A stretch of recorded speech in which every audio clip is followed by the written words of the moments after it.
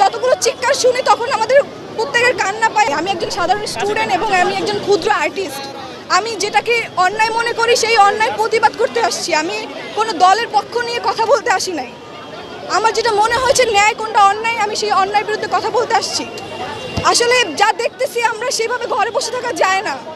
আমাদের যতগুলো চিৎকার শুনি তখন আমাদের প্রত্যেকের কান্না পাই। আমি জানি না কোন বিবেকে গিয়ে পুলিশগুলো এভাবে গুলি করে আমাদের ভাই বোনদের মারছে। আমরা নিজেরা যাদের বিবেক বোধ আছে তারা কখনো এসব মেনে নিতে পারবে না। তাই আমি আজকে রাজপথে আসছি। তারা একটা ন্যায্য দাবি করেছিল, সেই ন্যায্য দাবি যদি সে সঠিক সময় পালন করতো বা সেটা মেনে নিত, তাহলে আজকে আমাদের এই ভাই বোনরা মারা যেত না, আজকে আমাদের এই রাস্তায় মিছিলে দাঁড়াতে হতো না এবং আমাদের এই কথাটা বলতে হতো না। আমরা এখনো কোনো স্বাধীন নাগরিক না, আমরা এখনো বাক স্বাধীনতা পাইনি, আমরা এখনো সঠিকভাবে কথা বলতে পারি না। আপনি আপ্লুত হয়ে যাচ্ছেন কেন?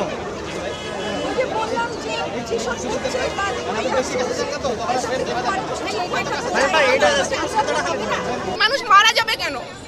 ছাত্ররা তো কাউকে মারার পক্ষে না। ছাত্ররা কি গিয়ে পিটাইছে কাউরে? পিটাপিটি মারামারি এগুলা কি আপনাদের? ডান্ডা পেটা গুলি করা? আরে ভাই আলোচনা কি? এতগুলো মানুষ রাস্তায় নাইমা আসছে এইসব ইয়ের মধ্যে আপনারা আবার আলোচনা, যারা মারা গেছে তাদের খোঁজ নিচ্ছেন আপনারা এখন? মরেই তো